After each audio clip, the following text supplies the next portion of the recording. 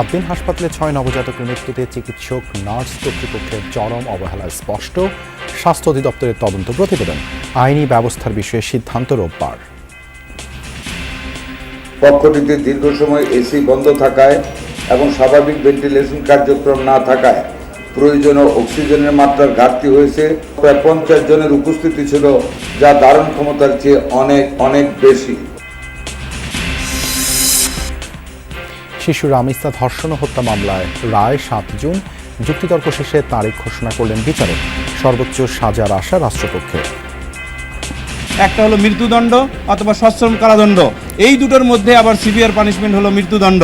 আমরা সেটাকেই মিন করেছি মাননীয় ট্রাইব্যুনালে। বাড়ছে না নিম্ন আয়ের গ্রাহকদের বিদ্যুৎ বিল। 75 ইউনিট পর্যন্ত বহাল থাকবে আগের দাম বৃদ্ধির প্রতিবাদে বিরোধী দলের বিক্ষোভ।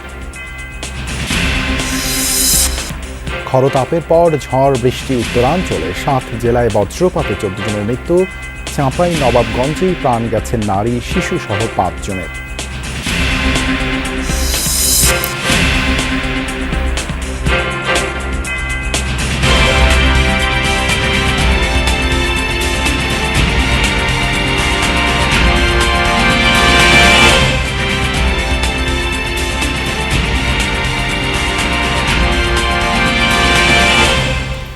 আমন্ত্রণ যমুনা নিউজের সঙ্গে আছি দেবাশিস রঞ্জন সরকার। এতক্ষণ শিরোনাম দেখছিলেন। একেবারে বদ্ধ এক কক্ষ, বন্ধ ছিল এসি, কমে যায় অক্সিজেনের মাত্রা, আর তাতেই আদ্দিন হাসপাতালে মৃত্যু হয়েছে 6 শিশুর। স্বাস্থ্য অধিদপ্তরের তদন্ত প্রতিবেদনে উঠে এসেছে এই চিত্র। পাশাপাশি পোস্ট অপারেটিভ ওয়ার্ডে চিকিৎসক না থাকা ও নার্সদের অবহেলার প্রমাণ পেয়েছে তদন্ত কমিটি। স্বাস্থ্যমন্ত্রী জানিয়েছেন, হাসপাতালের বিরুদ্ধে কী ব্যবস্থা নেওয়া হবে তা জানা যাবে রোববার। আদ্দিন মেডিকেলের পোস্ট অপারেটিভ ওয়ার্ড ফাঁকা পড়ে আছে শয্যা। পাশেই সন্তানকে কোলে নিয়ে দাঁড়িয়ে এক বাবা, কেউ আবার অ্যাম্বুলেন্সে ফিরছেন ঘরে। কিন্তু এই শিশুদের কেউই বেঁচে নেই। গত 27 মে সকাল 6টা থেকে 9টার মধ্যেই মারা যায় 6 নবজাতক। কেন এই মৃত্যু? ঘটনার তদন্ত শেষে স্বাস্থ্য অধিদপ্তর বৃহস্পতিবার মন্ত্রণালয়ে জমা দেয় প্রতিবেদন। জানানো হয়, হাসপাতালের পোস্ট অপারেটিভ ওয়ার্ড বেশ আবদ্ধ। সেখানে ধারণ ক্ষমতার চেয়ে বেশি ছিল রোগী। এসি বন্ধ থাকায় কক্ষে কমে যায় অক্সিজেন, উল্টো বাড়ে কার্বন ডাই অক্সাইড, আর তাতেই 6 শিশুর মৃত্যু হয়েছে বলে জানিয়েছে তদন্ত কমিটি। অক্সিজেনটা বন্ধ ছিল, এক পেশে মানুষ শ্বাস ছেড়েছে, অক্সিজেন বিল্ড আপ করে, carbon die oxide build up করেছে, অক্সিজেন লোয়ার লাইনে এলডিএল এইচডিএল এর মতো, এবং 100% এসি বন্ধ করার কারণে হাইপার কেপনিয়াতে রোগীগুলি মারা গেছে অক্সিজেনের অভাবে। এতে কোনো ভুল নেই। চিকিৎসা অবহেলারও প্রমাণ পেয়েছে কমিটি। ওই দিন ওয়ার্ডে ছিলেন না কোনো চিকিৎসক, ডেকেও পাওয়া যায়নি নার্সদের, ফলে সময় মতো চিকিৎসা পায়নি শিশুরা। দায়িত্বরত সেবিকাদের দায়িত্বে চরম অবহেলা ও অসহযোগিতা ছিল। নবজাতকের আকস্মিক শারীরিক অবনতিশীল অবস্থায় হাসপাতালের সক্রিয় ইমার্জেন্সি মেডিকেল রেসপন্স ছিল না। অভিভাবকদের আহ্বানে সাড়া না দিয়ে সংশ্লিষ্ট নার্স কোনো চিকিৎসককে বিষয়টি অবহিত না করে কালক্ষেপণ করতে থাকে। এমনকি নবজাতকদের মৃত্যু রোধে প্রয়োজনীয় উপযুক্ত যথাযথ চিকিৎসার ব্যবস্থাও করা হয়নি। তাহলে কি ব্যবস্থা নেওয়া হচ্ছে এই প্রতিষ্ঠানের বিরুদ্ধে? স্বাস্থ্যমন্ত্রী জানিয়েছেন, আপাতত বন্ধ হচ্ছে না আদ্দিন হাসপাতাল। এ বিষয়ে মামলা থাকায় শাস্তির বিষয়টি আদালতের। হাসপাতালে 200-র উপরে রোগী আছে। পুরা হাসপাতালটা অলনে ছাড়েন আমরা বন্ধ করতে পারি না। 1, 2 নম্বর, সেটা আইন বহির্ভূত একটা কাজ। আমরা আমাদের যেটা আইনে যা আছে আপনাদেরকে প্রমিনেন্টলি বলি, আইন যা বলেছে তদন্ত করতে হবে। তদন্ত কমিটির পরে আমরা বসে শাস্তির বিধান কি আছে সেটা আমরা নিশ্চিত করব। আদ্দিন হাসপাতাল চালু আছে, তবে সিলগালা করে রাখা হয়েছে সেই post operative ward. Hasan Misba, Jamuna news, Dhaka. আগামী 7 জুন দেয়া হবে রামিসাকে ধর্ষণ ও হত্যা মামলার রায়। অভিযোগ গঠনের 4 দিনের মধ্যে আজ যুক্তিতর্ক উপস্থাপন শেষে এই তারিখ ধার্য করা হয়। রায়ে রাষ্ট্রপক্ষের আইনজীবী আসামি সোহেল রানা ও তার স্ত্রী স্বপ্না আক্তারের সর্বোচ্চ শাস্তি মৃত্যুদণ্ড প্রত্যাশা করেন। তবে আসামি পক্ষের আইনজীবী খালাস চেয়েছেন তার মক্কেলদের। বৃহস্পতিবার রামিসা হত্যা মামলার বিচারের শেষ ধাপে শুরু হয় যুক্তিতর্ক উপস্থাপন। রাষ্ট্র ও আসামিপক্ষ নিজ নিজ দাবির সপক্ষে চূড়ান্ত বক্তব্য তুলে ধরেন আদালতে। যুক্তিতর্কে রামিসা হত্যায় সর্বোচ্চ সাজার বিধান আইনি নজির উপস্থাপন করে রাষ্ট্রপক্ষের আইনজীবী বলেন ১৬ জনের জবানবন্দিতে অকাট্য তথ্য প্রমাণ দেয়া হয়েছে। আসামি নিজ মুখে প্রকাশ্য দোষ স্বীকার করায় অভিযোগ এরই মধ্যে প্রমাণিত হয়েছে। পরে আসামিদের সর্বোচ্চ শাস্তি মৃত্যুদণ্ডের আবেদন জানান রাষ্ট্রপক্ষের আইনজীবী। আমাদের প্রসিকিউশন পক্ষে চেয়েছি সিভিয়ার পানিশমেন্ট। সিভিয়ার পানিশমেন্ট বলতে দুটো পানিশমেন্ট আছে আইন অনুযায়ী, একটা হলো মৃত্যুদণ্ড অথবা সশ্রম কারাদণ্ড। এই দুটোর মধ্যে আবার সিভিয়ার পানিশমেন্ট হলো মৃত্যুদণ্ড। আমরা সেটাকেই মিন করেছি মাননীয় ট্রাইব্যুনালে। তবে রাষ্ট্র নিযুক্ত ২ আসামির আইনজীবী তার যুক্তিতর্কে বলেন মৃত্যুদণ্ডের ধারা প্রমাণ করতে পারেনি রাষ্ট্রপক্ষ, তাই আসামিদের যাবজ্জীবন কারাদণ্ড প্রার্থনা করেন আসামিপক্ষ। বলেছে সে দোষী, সে মাপ চায়, তার মানে সে অপরাধী। তা আমি বলেছি তাকে যাবজ্জীবন কারাদণ্ড দেয়া হোক এবং তার যে স্ত্রী স্বপ্না আক্তার সে যেহেতু লাশ গুমের বিষয়ে সহায়তা প্রদান করেছে, আমি বলেছি তাকে সংশ্লিষ্ট আইনে যে সর্বোচ্চ সাজা আছে ৭ বছর, সেই বিধান অনুযায়ী তাকে ৭ বছর কারাদণ্ড দেওয়া হোক। অভিযোগ গঠনের ৪ দিনের মধ্যেই শেষ হলো রামিসা হত্যা মামলার আনুষ্ঠানিক বিচার কার্যক্রম। আগামী ৭ জুন মামলার রায় ঘোষণা করবেন আদালত। সেদিনই জানা যাবে নির্মমভাবে রামিসাকে হত্যার দায়ে সোহেল রানা ও তার স্ত্রীর সাজা কি হচ্ছে। অভিযোগ গঠনের ৪ দিনের মধ্যেই শেষ হলো রামিসা হত্যাকাণ্ডের বিচার কার্যক্রম। আগামী ৭ জুন এ মামলার রায় ঘোষণা করবেন আদালত। আইনজীবীরা বলছেন শুধু রামিসাই নয়, রামিসার মতো এমন হত্যাকাণ্ডের বিচার দ্রুত যেন শেষ করে সরকার।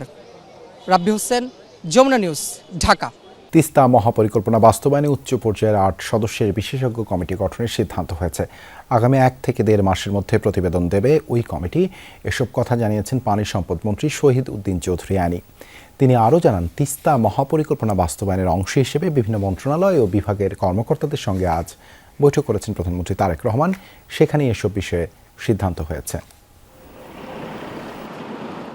দেশের উত্তরাঞ্চলের জীবন জীবিকার সঙ্গে জড়িত তিস্তা নদী, কিন্তু বছরের বেশিরভাগ সময় পানি সংকট, আবার বর্ষায় ভাঙন ও বন্যা।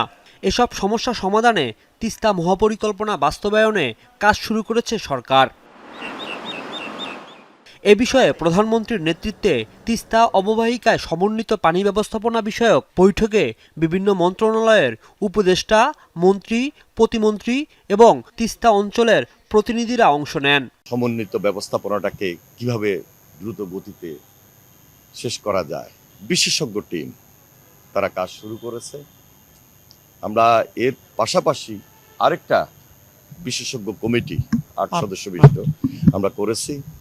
আগামী প্রায় ১-১.৫ মাসের মধ্যেই ওরা একটা রিপোর্ট দিবে আমাদেরকে।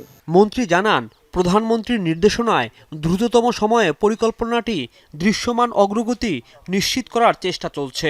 মাননীয় প্রধানমন্ত্রী তাগিদ দিয়েছেন, উনিও ইতিমধ্যে ঘোষণা করেছেন যে এই তিস্তা মহাপরিকল্পনা আমাদের যে কাজটি সম্পন্ন করা দরকার খুব দ্রুততম সময়ের মধ্যে কবে নাগাদ করতে পারবো। সেই হিসাবে আমরা আজকে এই মিটিংটা করে খুব পজিটিভলি জনস্বার্থে যা দরকার তিস্তা পাড়ের যারা বসবাস করেন তাদের জন্য, দেশের জন্য, সেটিকে আমরা প্রায়োরিটি দিচ্ছি। কৃষি, সেচ ও নদী ব্যবস্থাপনার দীর্ঘমেয়াদী সমাধান নিশ্চিত করাই এ প্রকল্পের লক্ষ্য বলে জানান প্রতিমন্ত্রী। ব্যারেজ এবং পানি সংরক্ষণ করা, এটাই হচ্ছে আমরা ফার্স্ট প্রায়োরিটি দিচ্ছি। কেন্দ্র থেকেও আমাদের মন্ত্রী সহ আমরা একটা টিম সেখানে ভিজিট করব। সেখানেও আমরা ভিজিটের মধ্য দিয়েই আমরা দ্রুততার সঙ্গে মাননীয় প্রধানমন্ত্রীর যে বিশেষ করে নির্বাচন ইস্তেহারের যে কমিটমেন্ট, সেটা আমরা অবশ্যই অল্প সময়ের ভিতরে আপনার দৃশ্যমান দেখতে পাবেন। দুর্যোগ ব্যবস্থাপনা ও ত্রাণ মন্ত্রণালয় বলছে, প্রকল্প বাস্তবায়নের জন্য বিশেষজ্ঞ প্রকৌশলী এবং সংশ্লিষ্ট প্রতিষ্ঠানগুলোর সমন্বয়ে কাজ এগিয়ে চলছে। অর্থায়ন তো আমরা আমাদের জিওবির থেকেও করতে পারি, এটা তো খুব বড় বিষয় না। এটি তো 10 বছরের পরিকল্পনা রয়েছে। সেখানে বলা হয়েছে যে 12 থেকে 13,000 কোটি টাকা লাগবে। আমি এটা কিছু মনে করি না, তবে টেকনিক্যাল সাপোর্ট হয়তো বহির্বিশ্বের নিতে হতে পারে। সেটি পরীক্ষা করে আমরা দেখব যে কোন দেশের থেকে এটা টেকনিক্যাল সাপোর্ট নেওয়া যেতে পারে। আমি আজকের সবার থেকে আশান্বিত যে অল্প সময়ের ভিতরে আমরা হয়তো এটাকে একটা জাতির সামনে তুলে ধরতে পারবো। তিস্তা মহাপরিকল্পনা বাস্তবায়ন হলে এ অঞ্চলের জীবনমান ও কৃষি অর্থনীতিতে ব্যাপক পরিবর্তন আসবে বলে মনে করছে সরকার। রাজীব আহমেদ, যমুনা নিউজ, ঢাকা। বাংলাদেশের সঙ্গে রাজনৈতিক ও কৌশলগত সম্পর্ক গভীর করতে 3 দিনের সফরে ঢাকা এসেছেন তুরস্কের পররাষ্ট্রমন্ত্রী হাকান ফিদান। সফরকালে তিনি প্রধানমন্ত্রীর সঙ্গে সৌজন্য সাক্ষাৎ করবেন। সরকারের নীতি নির্ধারকদের সঙ্গে বৈঠকের পাশাপাশি রাজনৈতিক নেতাদের সঙ্গেও আনুষ্ঠানিক আলোচনার কথা রয়েছে। এছাড়া রোহিঙ্গা ক্যাম্পও পরিদর্শন করবেন তুরস্কের পররাষ্ট্রমন্ত্রী।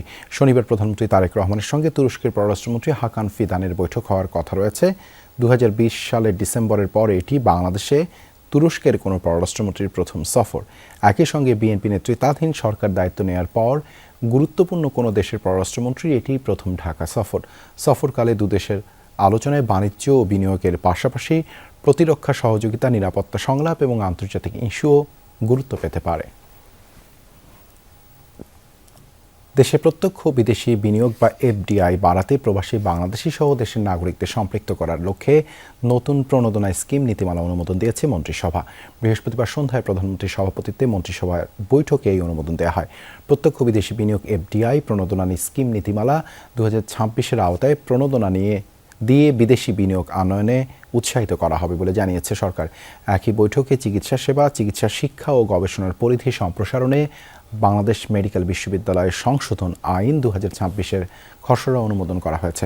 সংশোধিত আইনে বিশ্ববিদ্যালয়কে মুনাফা ভিত্তিক ও অমুনাফা ভিত্তিক প্রতিষ্ঠান গঠন, বিভিন্ন কোম্পানি বা সংগঠনের শেয়ার অর্জনের সুযোগ রাখার বিধান যুক্ত করা হচ্ছে। দেশকে কারো শত্রু বানাতে চায় না বর্তমান সরকার, তবে থাকতে চায় আধিপত্যের বাইরে, প্রভাবমুক্ত। পিআইবি মিলনায়তনে সাবেক রাষ্ট্রপতি ও বিএনপির প্রতিষ্ঠাতা জিয়াউর রহমানের মৃত্যুবার্ষিকীর আলোচনায় এসব কথা জানান দলটির মহাসচিব ও স্থানীয় সরকার মন্ত্রী মির্জা ফখরুল ইসলাম আলমগীর। বলেন, উদার গণতান্ত্রিক নীতির কারণেই সরকার পরিচালনায় বিএনপিকে বেছে নিয়েছিল জনগণ। এ সময় তথ্যমন্ত্রী বলেন, স্বার্থ সুরক্ষার মধ্যে দিয়ে এই কূটনৈতিক সম্পর্ক বজায় রাখবে বাংলাদেশ। জাতীয় তাবাদ সবার আগে বাংলাদেশ নীতিতে গুরুত্ব দিলে দেশ ও জনগণ উপকৃত হবে বলে মনে করেন আলোচকরা। বাংলাদেশকে কারো শত্রু বানাতে চাননি, তিনি সবার সঙ্গে মিত্রতা সৃষ্টি করার চেষ্টা করেছেন এবং বেশিরভাগ ক্ষেত্রে সফল হয়েছেন। আমদানির উৎস চীন, ভারত, রপ্তানির ডেস্টিনেশন ইউরোপ, আমেরিকা এবং আমার বিদ্যুৎ এবং জ্বালানির ক্ষেত্রে সবচেয়ে বেশি নিরাপত্তা হচ্ছে যেখান থেকে আমি জ্বালানি আমদানি করি। আমাকে এমন একটা নীতি বের করতে হবে এই সমস্ত কম্পোনেন্টকে আমি যাতে অ্যাসেম্বল করতে পারি। বাড়ছে না নিম্ন আয়ের গ্রাহকদের বিদ্যুৎ বিল। আবাসিকে লাইফ লাইন অর্থাৎ 50 এবং 75 ইউনিট পর্যন্ত ব্যবহার করলে বহাল থাকবে আগের দাম। বিদ্যুৎ বিভাগের অনুরোধের পর এই সিদ্ধান্ত নিয়েছে Bangladesh energy regulatory commission BERC। এর ফলে বাড়তি বিলের ঝক্কি নিতে হবে না নিম্ন ও নিম্ন মধ্যবিত্ত গ্রাহকদের। সাধারণত যারা একটি ফ্যান ও সর্বোচ্চ 2টি বাতি ব্যবহার করেন, এর আগে শুনানিতে এই শ্রেণীর জন্য বিদ্যুতের বিল না বাড়ানোর প্রস্তাব করেছিল পিডিবি। যদিও পল্লী বিদ্যুতের দাবির প্রেক্ষিতে নিম্ন আয়ের গ্রাহকদের জন্য 15% দাম বাড়ায় BERC। পরে বৃহস্পতিবার এক চিঠিতে বিদ্যুৎ বিভাগ জানায়, নতুন দরে নিম্ন আয়ের মানুষের ব্যয় অনেক বেড়ে যাবে। সেই প্রেক্ষিতে দাম বাড়ানোর সিদ্ধান্ত থেকে সরে আসে BERC। জুন থেকে এই সিদ্ধান্ত কার্যকর হবে। মূলত এটা তো জনস্বার্থে, যেহেতু সরকার চাচ্ছে, কোম্পানিগুলি চাচ্ছে যাতে লাইফলাইন এবং ফার্স্ট ধাপ যেন না বাড়ে, সেহেতু এটা জনগণের পক্ষে যাচ্ছে, সেহেতু আমরা করে দিচ্ছি। জুন থেকে বলতে জি। বিদ্যুতের দাম না বাড়িয়ে অনিয়ম দুর্নীতি বন্ধের আহ্বান জানিয়েছে বিরোধী দল। বিকেলে বিদ্যুৎ ও জ্বালানি মূল্য বৃদ্ধির প্রতিবাদে বিক্ষোভ সমাবেশ থেকে আহ্বান জানায় জামায়াতে ইসলামী। সন্ধ্যায় একই ইস্যুতে মশাল মিছিল করে এনসিপি। সেখানে এনসিপি নেতারা বলেন, বিএনপি জনগণের পকেট কাটছে। ক্ষমতায় যাওয়ার 3 মাসের মধ্যেই বিদ্যুতের দাম বাড়ানোয় সমালোচনা করেন দুই দলের নেতারা। জ্বালানি তেল ও বিদ্যুতের দাম দফায় দফায় বৃদ্ধির প্রতিবাদে ঢাকা দক্ষিণ জামাতে ইসলামের উদ্যোগে বিক্ষোভ মিছিল ও সমাবেশ। বায়তুল মোকাররমের উত্তর গেট থেকে শুরু হয়ে মিছিলটি শান্তিনগর মোড়ে গিয়ে শেষ হয়। এর আগে সমাবেশে কথা বলেন দলের সেক্রেটারি জেনারেল মিয়া গোলাম পরোয়ার। বলেন, নবায়নযোগ্য বিদ্যুৎ উৎপাদনে অগ্রসর না হয়ে জনগণের উপর বোঝা চাপিয়ে দিয়েছে বিএনপি। দলটি দুর্নীতিবাজ ঋণ খেলাপিদের ব্যাংকের চেয়ারম্যান বানাতে পারলেও বিদ্যুতের মূল্য কমাতে পারে না বলে অভিযোগ করেন তিনি। উচিত ছিল বিদ্যুৎ মন্ত্রীর বা সরকারের তার দেওয়া ওয়াদা রক্ষা করে বিদ্যুতের দাম না বাড়িয়ে বিদ্যুৎ সেক্টরে যে অনিয়ম, যে দুর্নীতি, সিস্টেম লস, ক্যাপাসিটি চার্জের নামে হাজার হাজার কোটি টাকা লুটপাট হচ্ছে, সেইটা বন্ধ করার ব্যবস্থা দরকার ছিল। সেইটা না করে আপনি দাম বাড়িয়ে দিলেন। পরের সন্ধ্যায় বাংলা মোটর দলীয় কার্যালয়ের সামনে থেকে লাগামহীন বিদ্যুৎ ও জ্বালানির মূল্যবৃদ্ধির প্রতিবাদে মশাল মিছিলের আয়োজন করে এনসিপি ঢাকা মহানগর উত্তর। মিছিল শুরুর আগে কথা বলেন দলটির মুখ্য সমন্বয়ক নাসিরউদ্দিন পাটোয়ারি। বিএনপি দেশকে অন্ধকারের দিকে ঠেলে দিচ্ছে অভিযোগ করে তিনি এই সিদ্ধান্ত থেকে সরকারকে সরে আসার আহ্বান জানান। গণ অভ্যুত্থানের পরে আমাদের একটি কথা ছিল যে আমরা বিদ্যুৎ স্বল্প মূল্যে পাবো, বাংলাদেশ একটা পরিবর্তনের জায়গায় যাবে। তাহলে এখন কি হচ্ছে, জনগণের পকেটের টাকা কেটে নিয়ে আপনি যদি দেশের কার্ড বিতরণ করতে চান, যেই প্রক্রিয়াটার মাধ্যমে আপনি যাচ্ছেন, এটা একটা জনস্বার্থ বিরোধী কাজ। এনসিপির মশাল মিছিলটি পরে শাহবাগে গিয়ে শেষ হয়। তানভীর মৌসুম, যমুনা নিউজ, ঢাকা। রাজনৈতিক নেতৃত্বে পরিবর্তন আসায় বাংলাদেশের সাথে আগের ঋণ সমঝোতা নিয়ে আর এগোবার সুযোগ নেই বলে জানিয়েছেন আইএমএফ। ওয়াশিংটনের সংবাদ সম্মেলনে আইএমএফের যোগাযোগ পরিচালক জুলি কোজাক বলেন, এসব বিষয়ে নতুনভাবে আলোচনা হবে সরকারের সাথে। রাজস্ব আহরণ, ব্যাংকিং খাত, মূল্যস্ফীতি নিয়ে এখনও অনেক চ্যালেঞ্জ মোকাবেলা বাকি বলে জানান তিনি। বলেন, বাংলাদেশের সামষ্টিক অর্থনীতি ও রাজনৈতিক পরিবেশ বদলেছে, সেজন্য পুরনো স্কিম ধরে না রেখে নতুন অর্থায়ন নিয়ে আলোচনা জরুরি। তাই আগামীতে এসব নিয়ে যৌথভাবে কাজ করার সুযোগ আছে। আইএমএফ বাংলাদেশের অন্তর্ভুক্তিমূলক উন্নয়নে গুরুত্ব দেয়, পাশাপাশি ঢাকায় নতুন মিশনের সাথে আলোচনায় এসব বিষয়েও গুরুত্ব দেয়া হবে।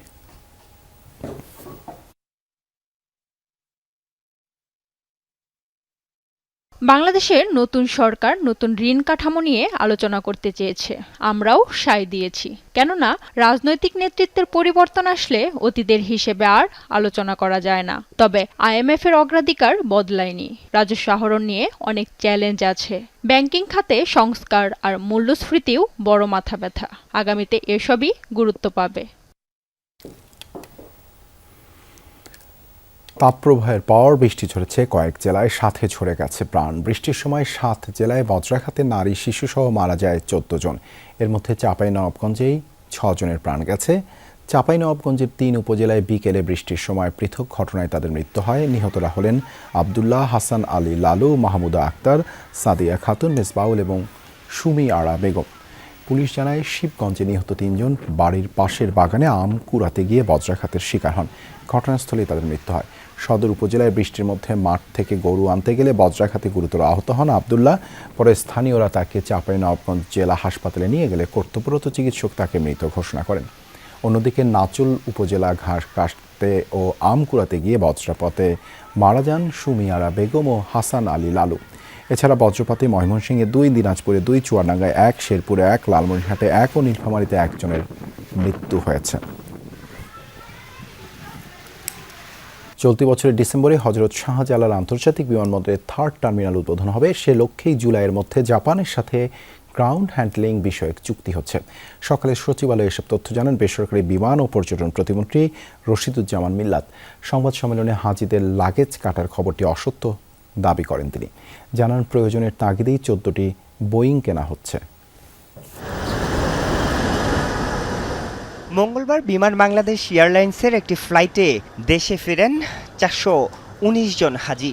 সামাজিক যোগাযোগ মাধ্যমে ছড়ায়, এর মধ্যে 150 জনের লাগেজই মেলে কাটা অবস্থায়। এ ব্যাপারে প্রধানমন্ত্রীর হস্তক্ষেপ কামনা করেন এক হাজি। এ ঘটনায় অভ্যন্তরীণ তদন্ত কমিটি গঠন করে বিমানবন্দরের গ্রাউন্ড হ্যান্ডলিং টিম। সিসিটিভির ফুটেজ পর্যালোচনা করেও অভিযোগের সত্যতা পায়নি কমিটি। সকালে সচিবালয়ে বিমান প্রতিমন্ত্রী দাবি করেন, তদন্তে ক্ষতিগ্রস্ত অবস্থায় মিলেছে 21টি লাগেজ। তবে সেসব দেশে নয়, বরং সৌদি বিমানবন্দরেই কাটাছেঁড়া হয়েছে। 4-5টা লাগেজ কাটা ছিল, ড্যামেজ ছিল 21টি টোটাল। এবং এটা আমাদের এখান থেকে যে হয় নাই তার ভিডিও চিত্র যদি আপনারা দেখতে চান, আমরা 3 মিনিটের একটা ভিডিও আছে, আপনারা ইচ্ছা করলে দেখতে পারেন। জমজমের পানি, তারপরে আপনার না খাদ্য সামগ্রী এবং টাকা পয়সা অনেকেই লাগেজের ভিতরে দিয়ে দেয়, যেটা সেখানেই যেখানে চেক ইন করা হয়, স্ক্যানিংয়ে ধরা পড়লে সেখানেই সেটাকে দেখা হয়, খুলে দেখা হয় অথবা ছিঁড়ে দেখা হয়। প্রতিমন্ত্রী জানান, 19 জুলাইয়ের মধ্যে বিমানবন্দরের গ্রাউন্ড হ্যান্ডলিংয়ে জাপানের সাথে চুক্তি হওয়ার কথা। সেটি হলে আগামী 16 ডিসেম্বর উদ্বোধন হতে পারে 3rd টার্মিনাল। যদি আমরা কন্ট্রাক্টটা সাইন করতে পারি, ইনশাল্লাহ এই বছরের শেষের দিকে আমরা যেটা ধারণা করছি যে 16 ডিসেম্বরে আমরা থার্ড টার্মিনাল উদ্বোধন করতে পারবো। এ সময় যুক্তরাষ্ট্র থেকে 14টি বোয়িং কেনার বিষয়েও কথা বলেন প্রতিমন্ত্রী। 2031-এ আমাদের প্রথমটা পাবো এবং এখন যদি আমরা না করতাম তাহলে বিমানের দামটা আরো বেড়ে যেত। সংবাদ সম্মেলনে অনিয়ম, দুর্নীতি এবং মিসহ্যান্ডলিং বন্ধে বিমানকে ঢেলে সাজানোর পরিকল্পনার কথা জানান বেসরকারি বিমান ও পর্যটন প্রতিমন্ত্রী। আপনাদের সহযোগিতার জন্য আপনাদের আবারও ধন্যবাদ। আরিফুর রহমান সবুজ, যমুনা নিউজ, ঢাকা। এই ছিল যমুনা নিউজে এতক্ষণ সাথে থাকার জন্য ধন্যবাদ সবাইকে।